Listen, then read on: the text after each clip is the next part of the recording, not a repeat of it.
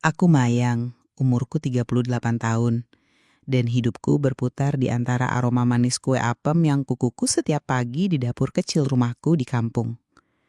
Rumahku sederhana, berdinding kayu dengan atap genteng yang sedikit bocor kalau hujan deras.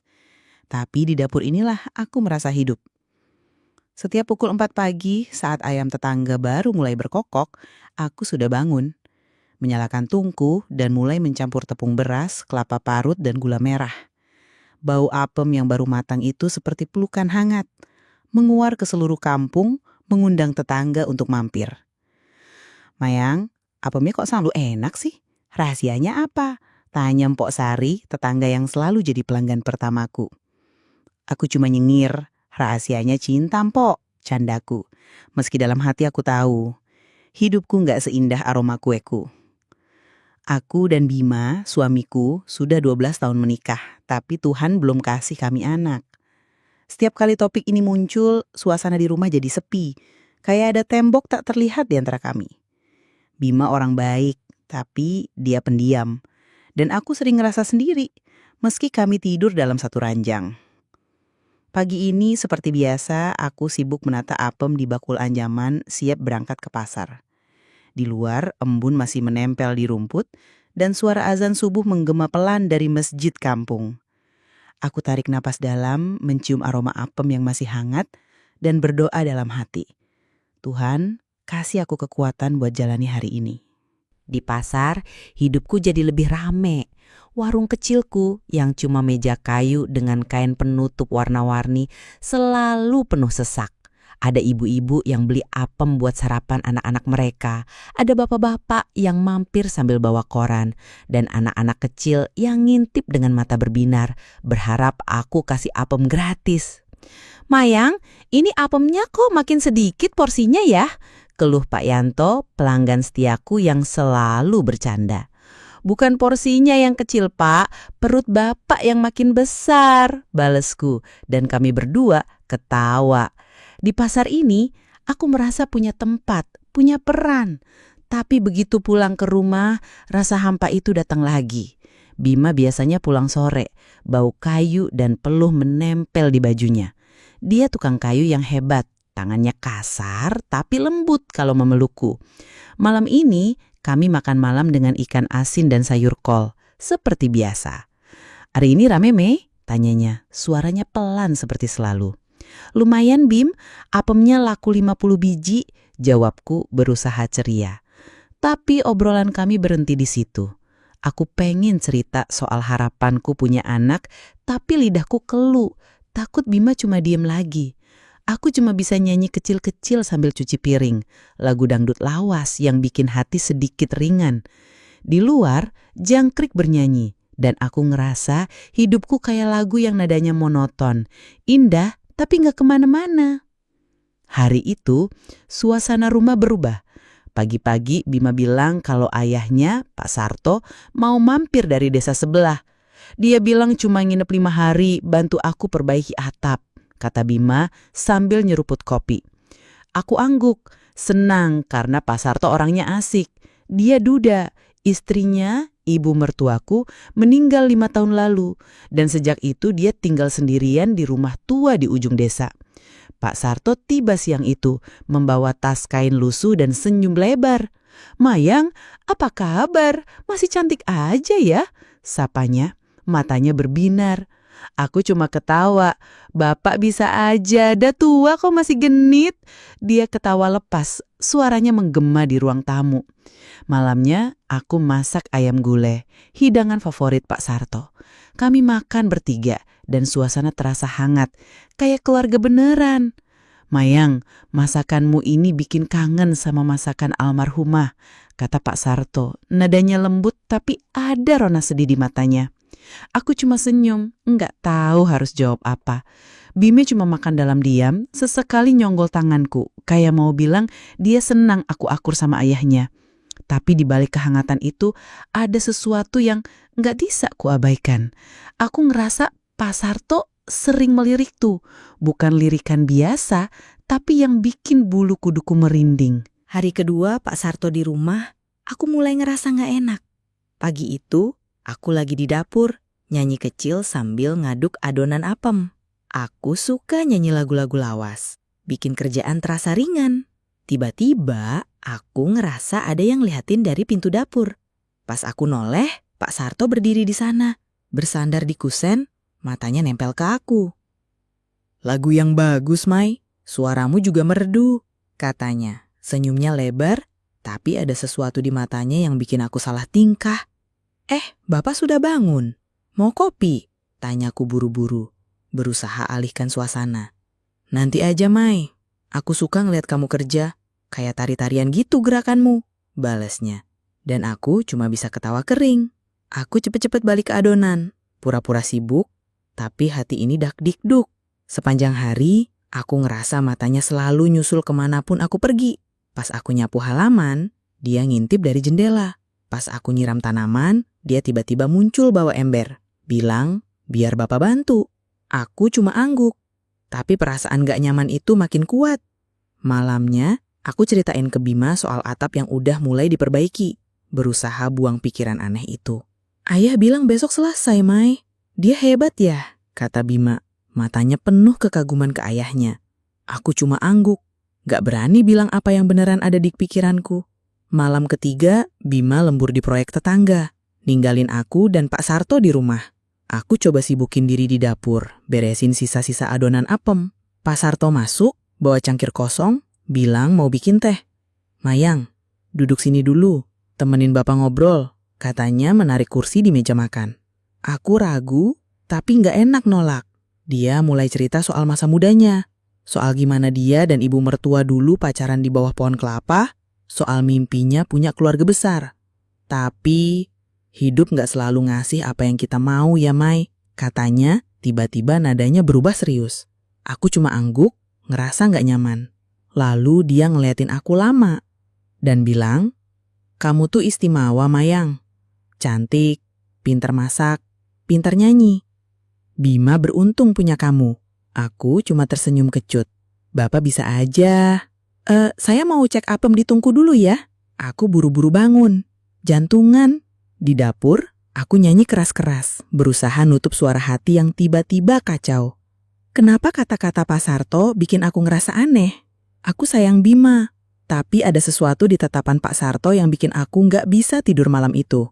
Aku berdiri di depan cermin, ngeliat wajahku yang katanya cantik, dan bertanya-tanya, apa yang sebenarnya lagi terjadi di rumah ini? Malam itu, setelah makan malam yang terasa lebih sepi karena Bima masih lembur, aku duduk di kursi anyaman di ruang tamu. Tanganku memilin ujung kain dasterku. Pikiranku kacau, seperti adonan apem yang kebanyakan air, gak karuan bentuknya. Tatapan Pak Sarto tadi pagi di dapur masih terngiang. Matanya yang seolah menyusuri setiap gerakku saat aku mengiris kelapa. Aku tahu dia ayah mertuaku, tapi ada sesuatu di caranya memandang yang bikin dadaku sesak. Aku coba alihkan pikiran dengan nyanyi pelan, lagu dangdut lawas yang biasa bikin aku rileks, tapi kali ini suaraku serak, seperti tahu perasaan yang ku coba sembunyikan. "Mayang, masih melek?" Suara Pak Sarto tiba-tiba menggema dari pintu dapur. Aku kaget, hampir menjatuhkan gelas air di tanganku. Dia berdiri di sana, memakai kaos oblong lusuh dan celana pendek, rambutnya yang mulai memutih sedikit berantakan. Iya Pak, cuma gak bisa tidur," jawabku, berusaha tenang. Dia melangkah masuk, menarik kursi di depanku, dan duduk dengan santai. "Bima belum pulang ya? Anak itu kerja mulu kayak bapaknya dulu," katanya tersenyum kecil. Aku cuma angguk, gak tahu harus bilang apa. Tiba-tiba dia mencondongkan badan, matanya menatapku tajam. "Mayang, kamu bahagia gak sama Bima?" tanyanya, suaranya pelan tapi berat. Aku tersentak, gak nyangka pertanyaannya bakal sefrontal itu. "Bahagia, Pak. Bima orang baik," jawabku cepat, tapi suaraku gemetar. Dia cuma mengangguk, tapi tatapannya gak lepas dari wajahku, seperti mencari sesuatu di balik kata-kataku. Aku buru-buru bangkit, bilang mau cek pintu belakang, padahal cuma cari alasan kabur dari ruangan yang tiba-tiba terasa pengap. Keesokan paginya, aku bangun dengan kepala penuh kabut. Aku berdiri di dapur, mengukus apem seperti biasa, tapi tanganku bergerak otomatis. Pikiranku menghayang ke obrolan semalam. Aku gak habis pikir kenapa Pak Sarto tanya soal kebahagiaanku, dan kenapa aku ngerasa bersalah hanya karena menjawab pertanyaannya. Aroma apem yang biasanya bikin aku semangat, sekarang cuma bikin perutku mual. Aku coba fokus, tapi pikiran liar itu muncul lagi. Soal anak, soal Bima yang mungkin gak bisa kasih aku keturunan, dan soal Pak Sarto yang entah kenapa terus muncul di kepalaku. Ya Tuhan, apa yang salah sama aku? Gumamku pelan sambil menutup wajah dengan tangan. Tiba-tiba aku dengar langkah di belakangku. Pak Sarto masuk dapur, membawa bakul kosong. Mayang, ini bakulnya buat apem ya? Tanyanya, suaranya biasa saja. Aku angguk, berusaha nggak ketahuan panik. Tapi pas aku mau ambil bakul itu, tangannya menyenggol tanganku. Dan dia nggak buru-buru menariknya. Sentuhannya cuma sekilas, tapi bikin jantungku berdegup kencang. Maaf Pak, saya ambil dulu, kataku cepat, sambil menjatuhkan bakul. Aku buru-buru balik ke tungku, pura-pura sibuk, tapi kepalaku penuh pertanyaan. Apa itu sengaja? Aku coba nyanyi keras-keras, lagu apa aja, biar nggak denger suara hatiku yang mulai nggak karuan. Pak Sarto cuma berdiri di sudut, ngeliatin aku dengan senyum kecil sebelum akhirnya keluar dapur. Aku tarik napas lega, tapi perasaan bersalah itu nggak mau pergi. Siang itu aku kabur ke warung Mbok Sari di pasar. Butuh udara seger dan seseorang buat diajak ngobrol. Mbok Sari yang selalu ceria dengan kain kebayanya yang warna-warni lagi nyusun sayuran di lapaknya. Mayang, muka lo kok kusut kayak kubis layu? Bima bikin masalah? Tanyanya, matanya penuh rasa ingin tahu. Aku cuma geleng kepala, tapi akhirnya cerita juga soal Pak Sarto. Tentu saja dengan versi yang lebih aman. Mpok, ayah mertuaku kok kayaknya terlalu perhatian. Aku salah gak sih ngerasa gak nyaman? Tanyaku suaraku pelan. Mbok Sari ketawa lelet. Tangannya menyodorkan segelas teh manis. Mayang, lo cantik. Umur 38 tapi kayak 28. Wajar kalau Pak Sarto naksir. Dia kan duda. Darah mudanya bangkit lagi. Candanya, tapi kata-katanya bikin aku tambah bingung. Mpok serius, ini gak lucu, protesku. Tapi dia cuma nyengir. Ya udah, lo bilang aja kalau lo nggak asrek. Tapi hati-hati Mei, lelaki tua itu kadang lebih nekat dari yang muda. Katanya nadanya tiba-tiba serius. Aku cuma diem, nggak tahu harus jawab apa. Sepanjang perjalanan pulang, kata-kata Mpok Sari berputar di kepalaku. Aku nggak mau percaya Pak Sarto punya maksud lain. Tapi kenapa perasaan ini nggak bisa aku tepis? Aku cuma pengen balik ke hidupku yang biasa, jualan apem, ketawa sama Bima tanpa bayang-bayang tatapan aneh dari ayah mertuaku. Sore itu Bima pulang lagi cepat dari biasanya. Wajahnya capek tapi dia nyengir pas lihat aku lagi nyusun apem buat besok. Mai, atap udah selesai separoh. Ayah hebat ya, katanya. Tangannya meraih sepotong apem dari bakul. Aku cuma angguk, berusaha tersenyum, tapi pikiranku masih penuh dengan kejadian di dapur tadi pagi. Kami duduk di teras, menikmati angin sore yang bawa aroma bunga melati dari halaman. Pak Sarto keluar dari rumah, bawa cangkir kopi dan ikut nimbrung. Mayang, apemnya besok tambahin gula merah ya. Bapak suka yang manis, katanya. Matanya berbinar ke arahku. Aku cuma ketawa kecil. Iya Pak, nanti saya tambahin. Tapi Bima tiba-tiba diem. Matanya melirik ke arahku, lalu ke Pak Sarto. Ayah, besok pagi kita lanjutin atapnya ya. Tanyanya, nadanya biasa, tapi ada sesuatu di raut wajahnya yang bikin aku curiga. Tentu Bim, Bapak masih kuat kok, jawab Pak Sarto, tertawa lepas. Tapi aku ngerasa ada ketegangan di udara, seperti ada kata-kata yang gak diucapkan. Malamnya, pas kami udah di kamar, Bima tiba-tiba nanya, Mai, tadi ayah ngomong apa pas aku gak ada? Aku kaget, gak nyangka dia bakal nanya gitu. Gak apa-apa Bim, cuma ngobrol biasa. Soal atap, soal apem, jawabku, berusaha tenang. Bima cuma angguk, tapi matanya bilang dia gak sepenuhnya percaya. Aku peluk dia erat malam itu. Berharap pelukanku bisa nyeningin keraguannya.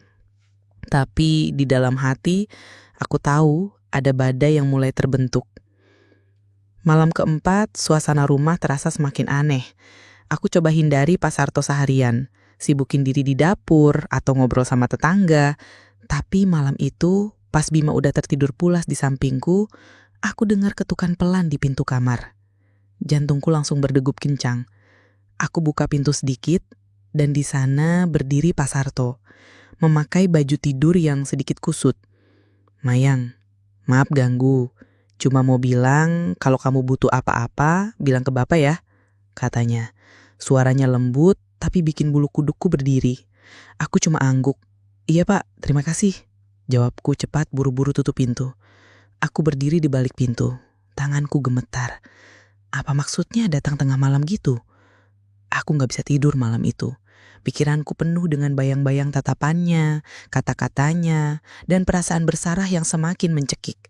Aku sayang Bima, tapi kenapa ada bagian kecil di hatiku yang bertanya-tanya soal Pak Sarto? Aku benci diri sendiri karena memikirkan hal-hal yang gak seharusnya. Tapi pikiran itu seperti nyanyi dangdut yang gak bisa kusetop, terus berputar di kepalaku. Malam itu, setelah ketukan pintu dari Pak Sarto yang bikin jantungku nyaris copot, aku terjaga sampai subuh. Aku duduk di samping ranjang, mendengar dengkuran pelan Bima, tapi pikiranku berputar kacau seperti adonan apem yang keaduk terlalu kencang. Aku sayang Bima, itu pasti. Tapi kenapa kata-kata Pak Sarto dan tatapannya terus menari-nari di kepalaku? Aku merasa kotor, seperti telah mengkhianati suamiku hanya dengan memikirkan hal-hal yang gak seharusnya. Di luar, jangkrik dan embun pagi yang dingin seolah menertawakanku. Aku coba berdoa, minta petunjuk. Tapi yang ada cuma rasa bersalah yang semakin mencekik. Pagi harinya, aku bangun lebih awal dari biasa. Buru-buru ke dapur untuk mengalihkan pikiran. Aroma apem yang kukukus biasanya bikin hatiku tenang, tapi hari ini rasanya seperti asap yang cuma bikin sesak. Aku nyanyi pelan, lagu dangdut kesukaanku, tapi suaraku serak, seperti tahu apa yang kucoba sembunyikan. Mayang, pagi-pagi udah nyanyi, semangat betul. Suara Pak Sarto tiba-tiba muncul dari pintu dapur. Aku kaget, hampir menjatuhkan sendok kayu di tanganku. Dia berdiri di sana, memakai kemeja lusuh dan celana panjang, matanya masih penuh dengan kilau yang bikin aku gak nyaman. Pak, cuma biasa aja. Baba mau sarapan apa? Tanyaku, berusaha mengalihkan suasana. Apem kamu aja cukup, Mei. Tapi kalau ada kopi, Bapak gak nolak. Jawabnya tersenyum lebar. Aku buru-buru ke tungku, pura-pura sibuk. Tapi hatiku berdegup kencang. Aku tahu, aku harus ngomong sesuatu. Harus hentikan perasaan aneh ini sebelum jadi lebih buruk. Siang itu, aku akhirnya memberanikan diri. Aku gak bisa terus begini, dikejar rasa bersalah dan bingung yang gak jelas. Setelah Bima pergi ke proyek tukang kayunya, aku lihat Pak Sarto duduk di teras, ngeliatin anak-anak tetangga main layangan. Aku tarik nafas dalam, lalu mendekatinya. Pak, boleh ngomong sebentar? Tanyaku. Suaraku pelan tapi tegas. Dia menoleh, alisnya terangkat, tapi senyumnya tetap ada. Tentu, Mei, apa kabar? Jawabnya, nadanya santai. Aku duduk di kursi kayu di sebelahnya. Tanganku memilin ujung kain dasterku. Pak, maaf kalau saya salah tangkep, tapi perhatian Bapak ke saya kok rasanya agak beda. Saya nggak nyaman, kataku, berusaha menatap matanya. Wajahnya berubah sejenak, seperti kaget, tapi lalu dia tertawa pelan. Mayang, kamu terlalu serius. Bapak cuma kagum sama kamu, cantik, pinter masak, baik hati. Bima beruntung punya menantu kayak kamu, katanya. Tapi matanya nggak sepolos kata-katanya. Aku cuma angguk. Saya cuma sayang sama Bima, Pak. Saya nggak mau ada yang salah paham. Tambahku, berusaha menutup obrolan. Dia cuma tersenyum, lalu bangkit dan bilang, Bapak ke pasar dulu ya, mau beli rokok. Aku lihat dia berjalan menjauh, tapi hati ini masih nggak tenang. Aku ngerasa aku udah berusaha, tapi kenapa rasanya seperti nggak menyelesaikan apa-apa. Hari terakhir Pak Sarto di rumah, suasana terasa aneh. Seperti ada awan kelabu yang nggak kelihatan, tapi terasa berat. Aku sibukin diri di dapur, bikin apem lebih banyak dari biasa. Berharap kerjaan bisa nutup pikiranku. Bima sibuk beresin alat-alat tukang di halaman dan Pak Sarto bantu angkat kayu-kayu sisa perbaikan atap. Aku coba hindari dia, fokus ke tungku dan nyanyi kecil biar nggak kepikiran. Tapi pas aku beresin dapur sore itu, aku nemuin sesuatu yang bikin jantungku berhenti sejenak. Di atas meja dapur, di bawah bakul apem, ada selembar kertas kecil dilipat rapi. Aku buka dengan tangan gemetar dan isinya cuma beberapa baris tulisan tangan Pak Sarto. Mayang, terima kasih atas sambutannya. Kamu spesial. Jaga diri. Aku berdiri membeku, gak tahu harus ngapain. Surat itu pendek, tapi setiap kata terasa seperti beban. Apa maksudnya spesial? Kenapa dia ninggalin ini? Aku buru-buru masukin surat itu ke laci di bawah meja makan, berharap Bima gak bakal nemuin. Malam itu, pas Pak Sarto pamit pulang, dia cuma senyum ke aku dan bilang, "Mayang, jaga Bima baik-baik ya." Aku cuma angguk, gak bisa ngeluarin kata-kata. Bima memeluk ayahnya dan aku lihat mereka dari kejauhan. Perasaan bersalah dan bingung bercampur jadi satu. Aku tahu aku gak boleh ceritain soal surat ini ke Bima, gak sekarang. Malam setelah Pak Sarto pulang, rumah terasa lebih sepi dari biasanya. Bima duduk di ruang tamu, nyeruput kopi, wajahnya capek tapi tenang.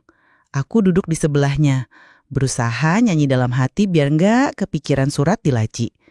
Tapi aku tahu, aku gak bisa terus sembunyikan perasaanku. "Bim," panggilku pelan, tanganku meraih tangannya.